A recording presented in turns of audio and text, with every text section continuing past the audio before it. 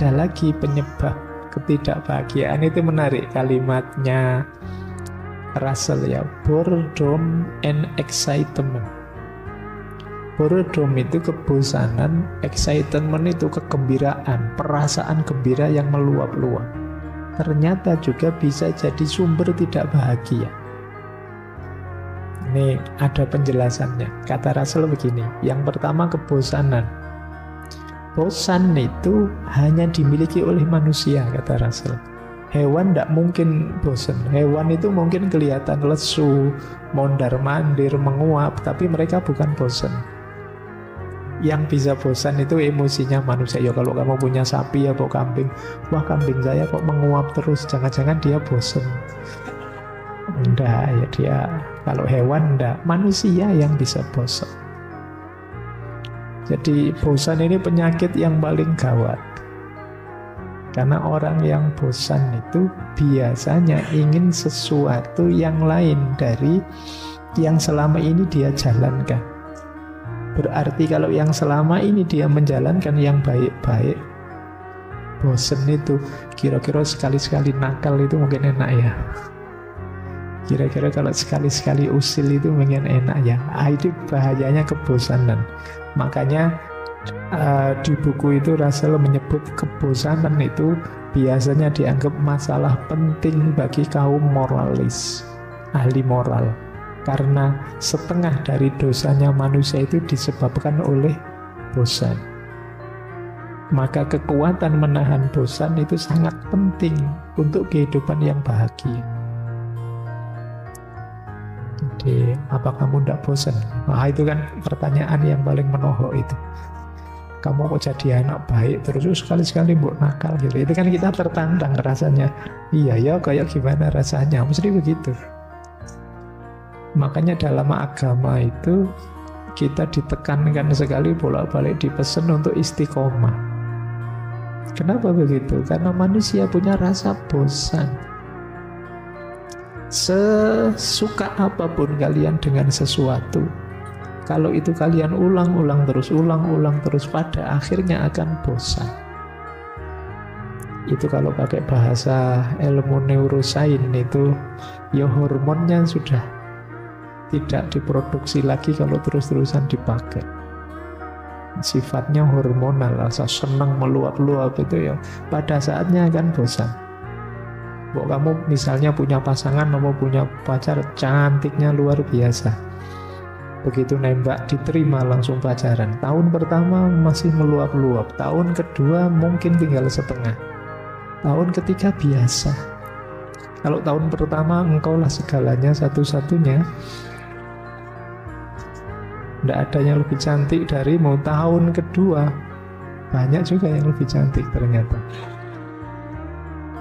Ya ini kalau di neurosains urusannya hormonal.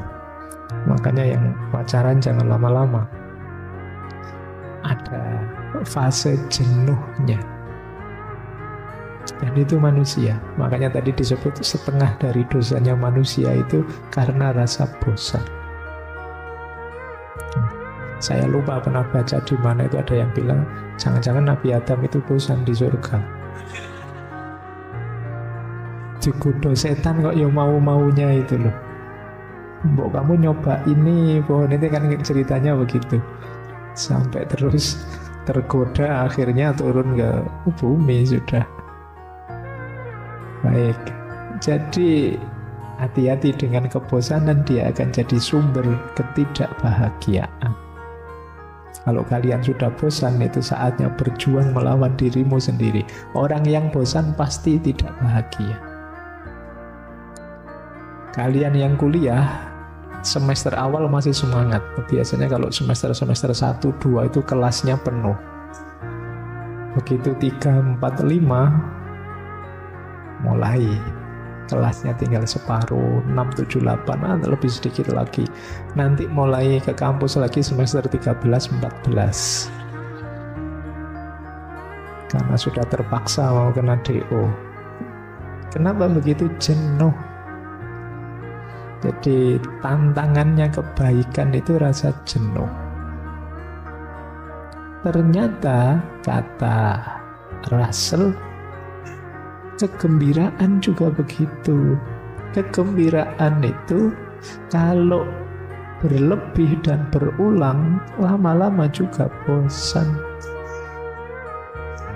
Jadi kegembiraan itu kebalikannya rasa bosan sebenarnya. Bosan dan gembira itu kan beda.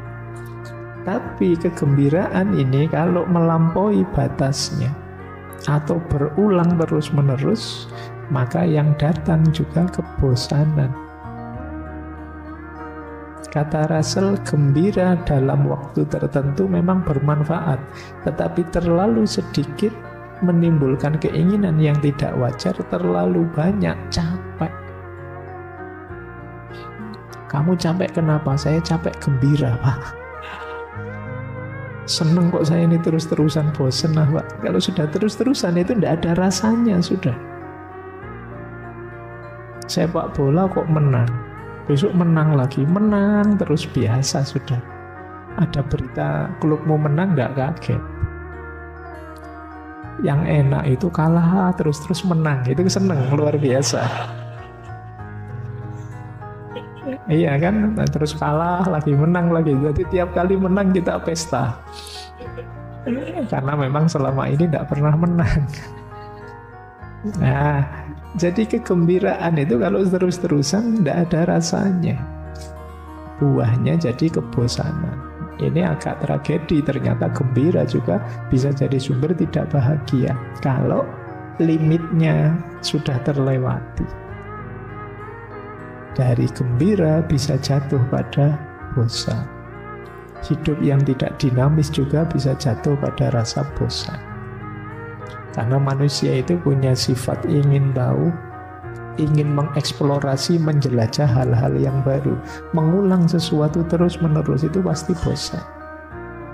Sebaik apapun perilaku kita, perbuatan kita, kalau diulang-ulang, itu akan melahirkan kebosanan. Cirinya bosan itu biasanya hilang rasa. Rasanya sudah tidak seperti awal-awal dulu. Ya tidak harus dengan pasangan ya. Amal baik saja apa wis. Sholat, tahajud. Belum pernah tahajud Pak, saya cobaan tahajud. Begitu tahajud, iya Pak, batin saya tenang, rasanya nyaman sholat malam hari. Yo istiqomah lah kira-kira 2-3 bulan. Itu nanti di bulan ketiga gimana rasanya? Sudah biasa Pak, sudah. Itu manusiawi. Makanya dalam agama kita diperintahkan istiqomah lah. Istiqomah itu pertarungan melawan kebosanan.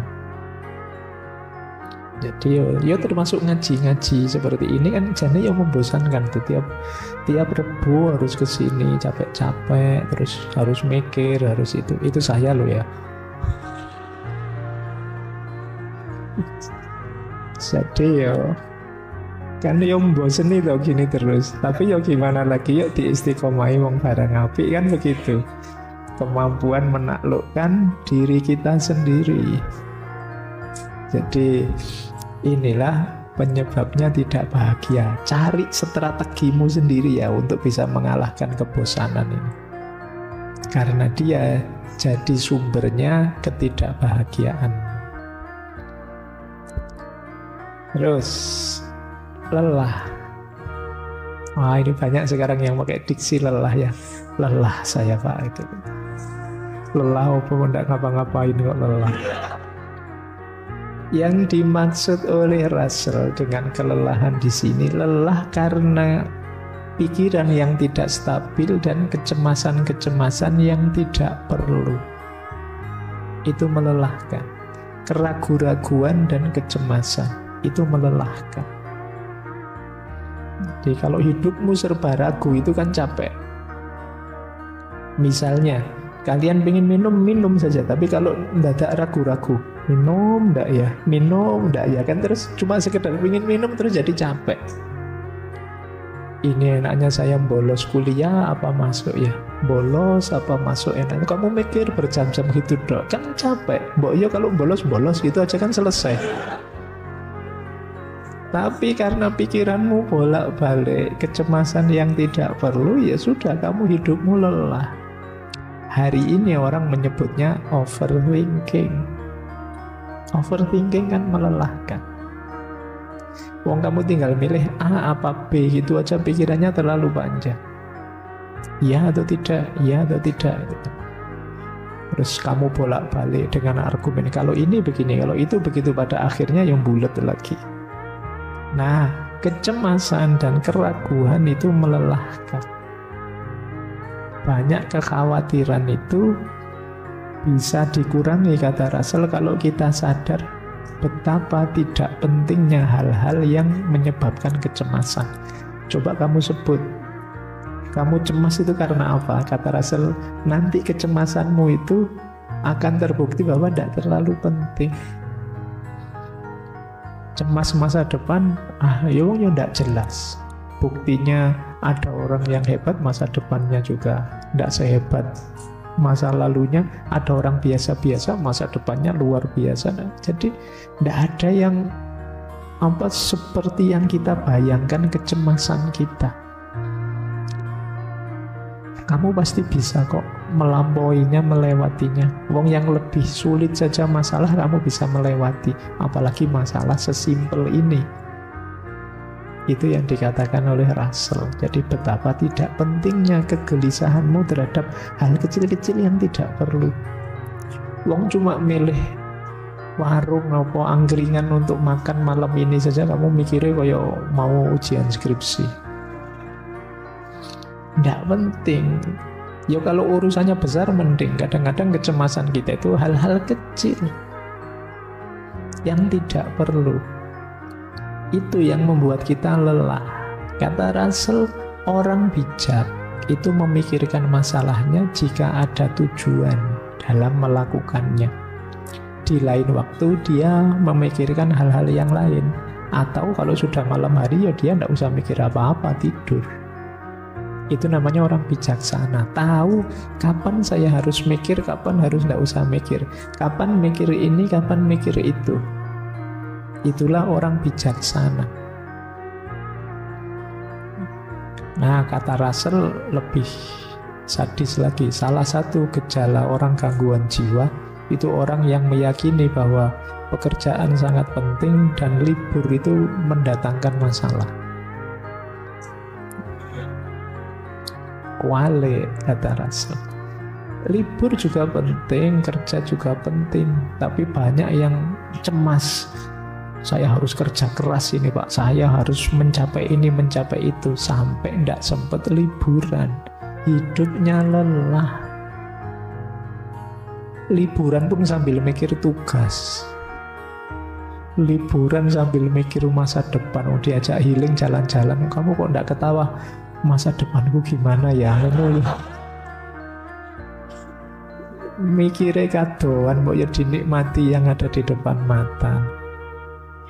Jadi merasa bahwa ini kita membuang-buang waktu, ini jalan-jalan kayak gini, yuk pulang yuk, jangan lama-lama yuk. Itu jadi seolah-olah liburan itu sesuatu yang mendatangkan bencana. Ini kata Russell, orang yang mikirnya kayak gini ini agak sakit jiwa. Bukan saya, Russell loh ya. Jadi hidup kita kalau seperti itu jadi lelah. Bahkan kata Russell, kalau saya seorang tenaga medis, saya akan menetapkan libur bagi setiap pasien yang menganggap pekerjaannya penting. Libur saja. Wah, ini kalau Russell dokter, kalian mahasiswa datang saja, nanti dikasih surat izin panjang, suruh istirahat. Orang lelah pasti tidak bahagia. Maka atur strategi biar hidupmu tidak melelahkan.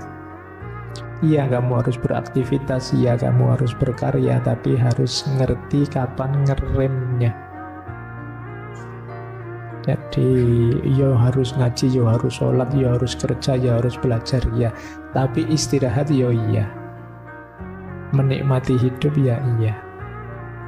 Ini sumbernya kebahagiaan. Lanjut. Tidak bahagia lagi kalau mindsetmu iri. Jadi iri ini sangat parah, kata Russell. Ini salah satu nafsu manusia yang paling universal. Di mana-mana banyak orang iri. Nanti ada yang bantah begini, yang itu dibantah juga oleh Russell. Kalian mungkin sering, Pak, saya iri untuk kebaikan kok, Pak. Kan kalian begitu. Itu kan ada teman saya hebat sekali, saya iri ingin seperti dia. Kalau bagi Russell itu bukan iri, ya tertantang saja untuk jadi baik. Iri itu kamu tidak rela orang lain hebat, kamu tidak rela orang lain sukses, kamu tidak rela orang lain uangnya banyak, kamu tidak rela orang lain bahagia sementara kamu tidak. Itu iri namanya. Tidak apa-apa kan, Pak? Saya iri biar saya sekaya dia, sehebat dia. Katanya Russell tidak begitu. Biasanya orang iri itu pikirannya bukan gimana saya sehebat dia, tapi bagaimana dia biar tidak sehebat itu. Jadi hasilnya, kata Russell, bukan yang sudah kita yang tidak beruntung jadi beruntung, tapi yang ada di pikiran kita, gimana caranya dia yang beruntung itu jadi jatuh, jadi tidak beruntung. Itu logikanya orang iri. Biasanya naik satu level lagi terus jadi dengki. Kalau sudah dengki ini sudah agak parah.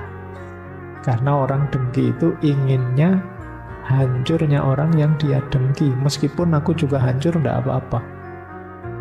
Aku rusak, tidak apa-apa asal dia juga rusak. Aku keluar uang banyak, tidak apa-apa asal dia hancur. Ini orang dengki. Dosaku besar, tidak apa-apa asal dia hancur. Itu orang dengki. Kalau kata Imam Ghazali, orang dengki itu perilaku syaitonia, seperti setan. Setan itu kan begitu. Ketika dinas oleh Allah, kamu akan masuk neraka, tidak apa-apa, saya dilaknat sampai besok, tidak apa-apa asal kasih saya waktu untuk menjatuhkan manusia, untuk ngajak manusia juga sama celakanya kayak saya. Itu mental setan. Saya tahu bikin hoax itu dosa, biarlah saya berdosa asal hoaxku viral. Itu sama, itu perilakunya orang dengki. Ini tahun-tahun politik ini kan banyak hoax bertebaran, berita-berita palsu bertebaran. Itu ya semoga isinya baik-baik, tapi kalau hoax apa ya mungkin baik-baik. Isinya biasanya menjelek-jelekkan, menjatuhkan, dan lain sebagainya. Jadi kata Russell, iri hati parah. Salah satu penyakit paling parah dalam hidup manusia. Jika kita hanya membandingkan diri kita dengan orang yang telah mencapai atau memiliki lebih dari yang kita miliki, kemungkinan besar kita tidak akan bahagia. Jadi iri itu lanjutannya tadi. Hidup dengan kompetisi, buahnya iri. Kok aku kalah ya? Kok bukan aku saja juaranya ya? Kok selalu sana juara terus? Kita kapan juaranya? Itu terus jadi iri. Ya seperti saya bilang tadi, ini tadi quote yang saya sebut tadi.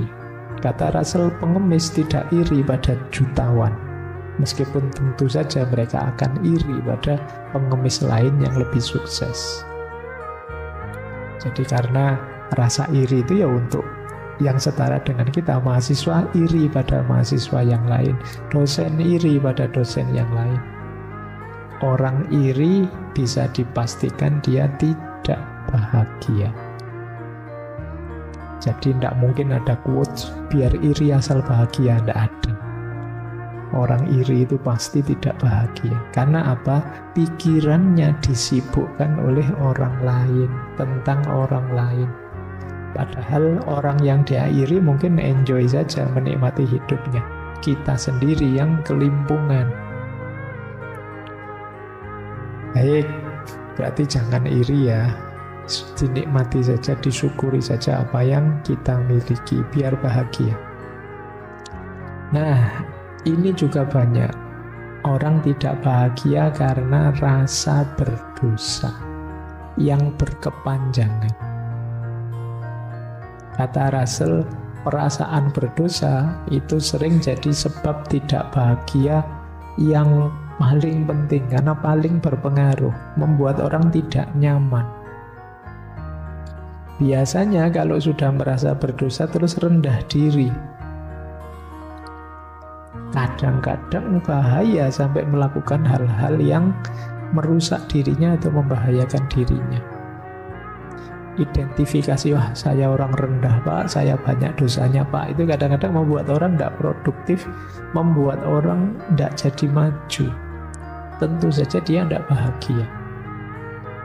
Kalau agama kan petunjuknya jelas ya, kalau berdosa tobatlah, jangan diulangi terus maju.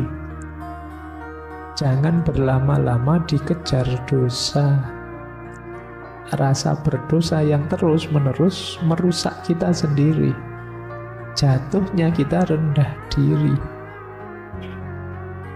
Yo diakui saja kita semua ini kan ya pasti pernah dan punya dosa. Untungnya kita itu bisa lupa. Coba enggak bisa lupa itu ya kita stres terus tiap hari mikir dosa kita. Orang berdosa itu apalagi dikejar perasaan berdosa, kecenderungannya pasti tidak tenang. Kalau ngalami apa-apa itu kan mesti disandingkan dengan dosanya. Misalnya kalian tadi mau berangkat ke sini, ngambil sandalnya temenmu misalnya. Wah sandalku kok enggak ada, sandalnya temen aja. Terus sampai di sini kamu ngambil minum gelas, gelasnya ketendang. Nah, kan kamu mesti nyambungkan dengan nyolong sandal tadi. Wah ini gara-gara nyolong sandal ini mesti saya begini. Orang selalu begitu. Ketika dikejar perasaan dosa, apapun yang dia alami disambungkan dengan dosanya. Biasanya terus membuat dia was-was, tidak tenang. Wah selamat tidak ya saya nanti?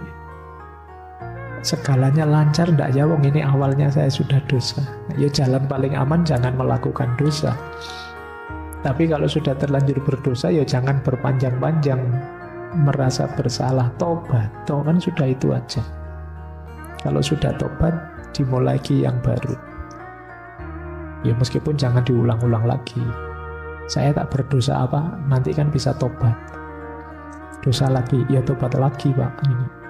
Ini namanya menyepelekan. Jadi ya memang nawa itu Pak, saya tidak akan mengulangi.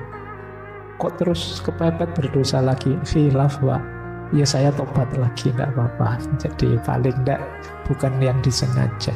Tapi rasa berdosa akan menyiksa kita. Maka atasi ini. Entah dengan cara bagaimana yang cocok dengan mindsetmu, tapi jangan hidup dengan kesadaran guilty consciousness.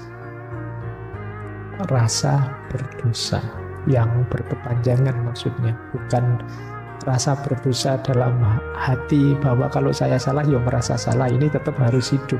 Tapi rasa dikejar dosa itu membuat orang tidak bahagia. Baik, ini masih penyebab-penyebabnya. Nah ini menarik. Saya tidak menerjemah, mungkin kalau di buku ada terjemahnya. Persecution mania. Ini istilahnya ya, ini mungkin setara dengan mancing mania ini. Persecution mania itu nama lainnya persecution delusory. Merasa bahwa orang lain itu akan menyakiti dirinya. Jadi merasa bahwa orang itu cenderung mempersekusi dirinya. Mempersekusi dirinya. Kalau ada orang ngomong dia, mesti ngomong aku itu, mesti ngomong aku. Itu persecution mania. Mesti bohong itu kalau sama saya mesti. Jadi selalu merasa dikejar-kejar orang lain yang ingin menyakiti dia. Ya tentu saja kalau kita punya mindset seperti ini kita tidak akan bahagia.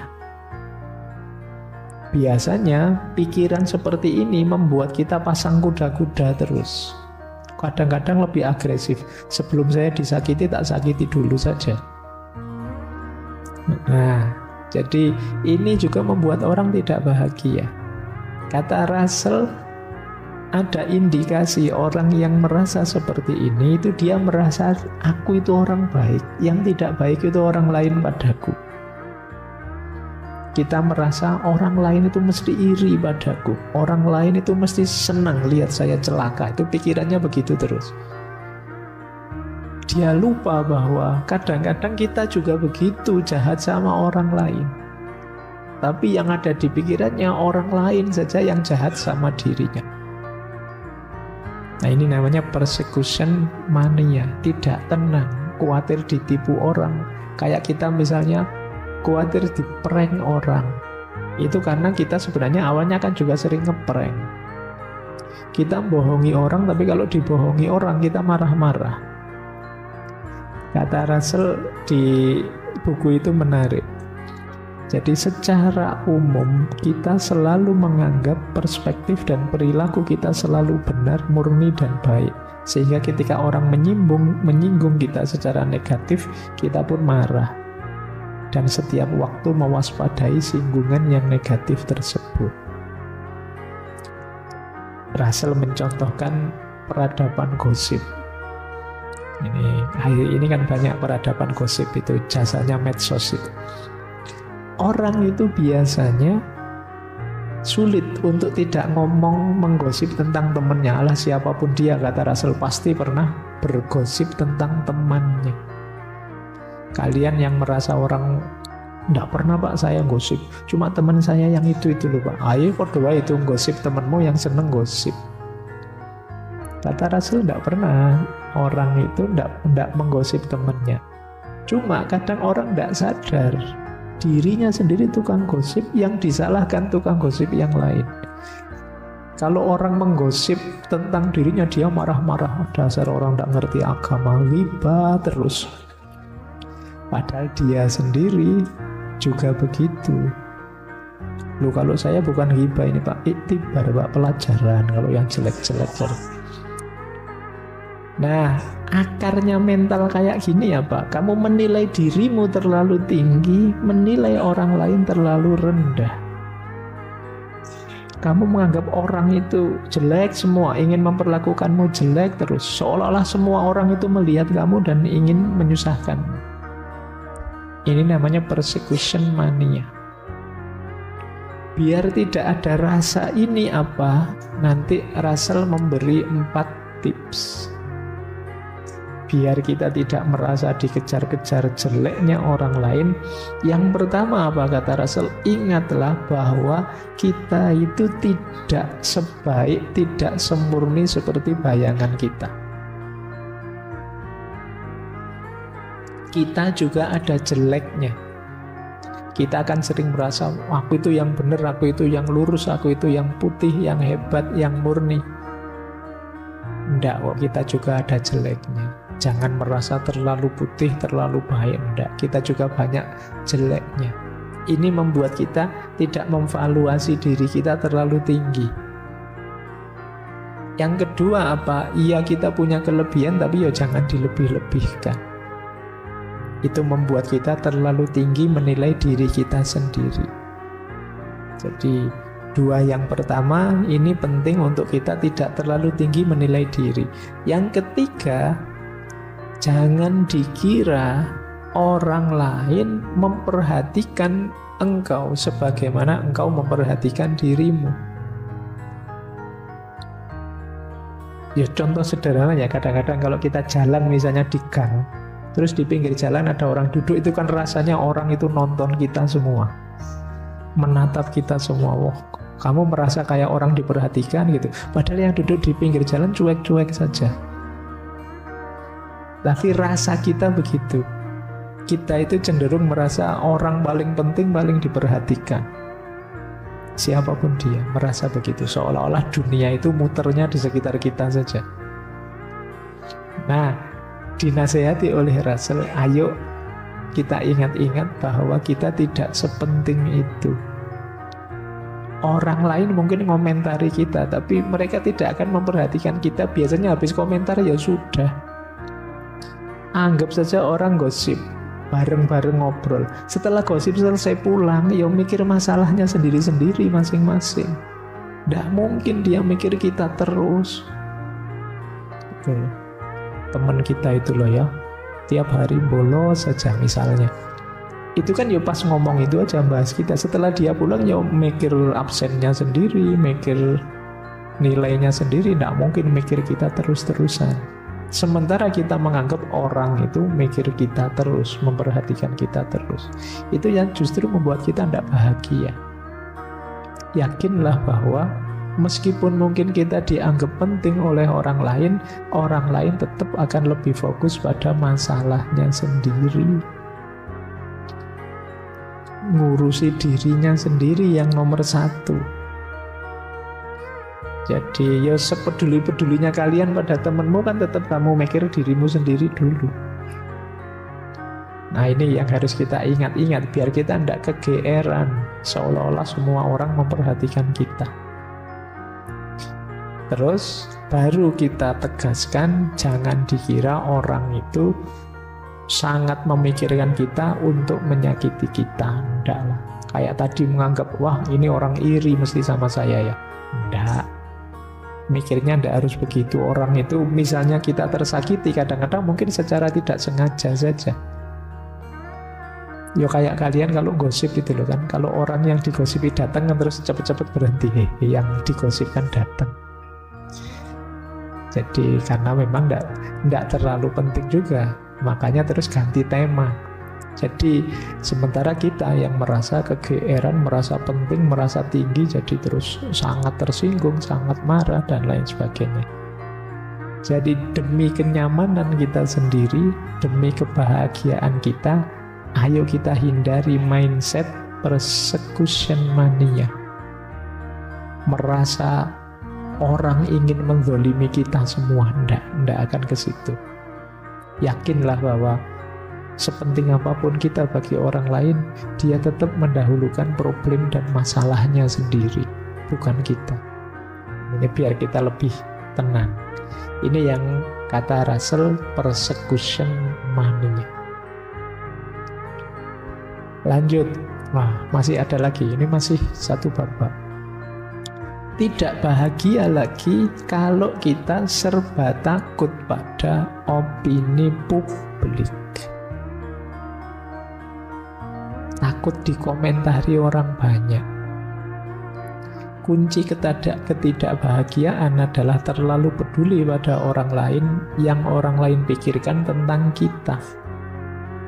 Atau apa yang orang lain anggap penting tentang kita.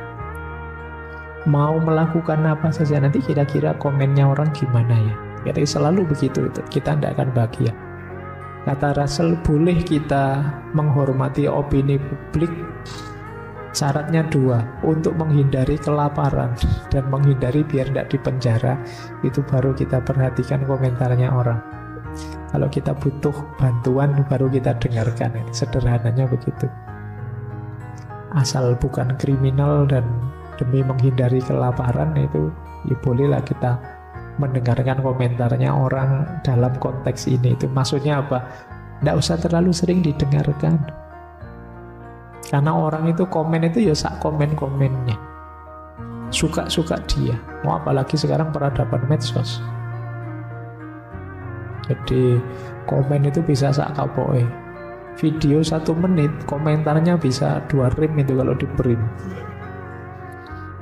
Ratusan, kadang ribuan. Itu peradaban komen. Kalau kita terlalu peduli opini publik, bisa saja kita tidak ngapa-ngapain.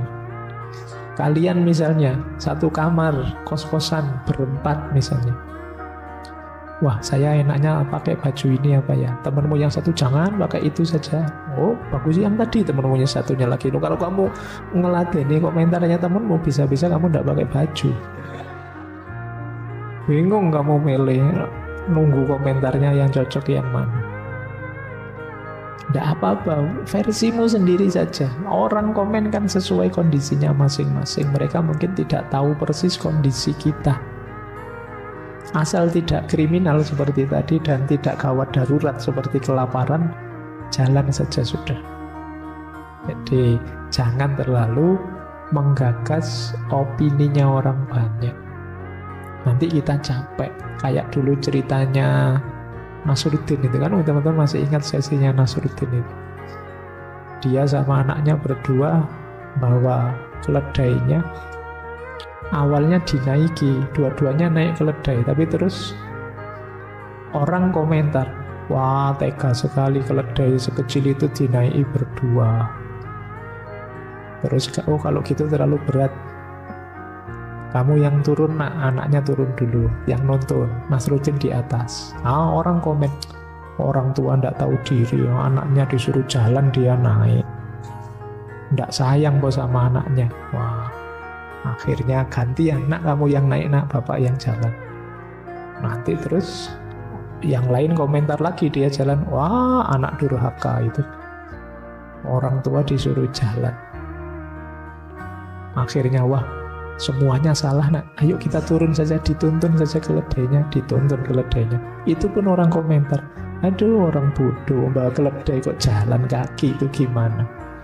Bingung mereka, saking jengkelnya. Sekarang gini aja, nak, ayo keledainya saja yang kita junjung berdua. Itu karena mengikuti opini publik. Jadi ini nama lain orang yang tidak punya prinsip. Akan membuat kita tidak bahagia.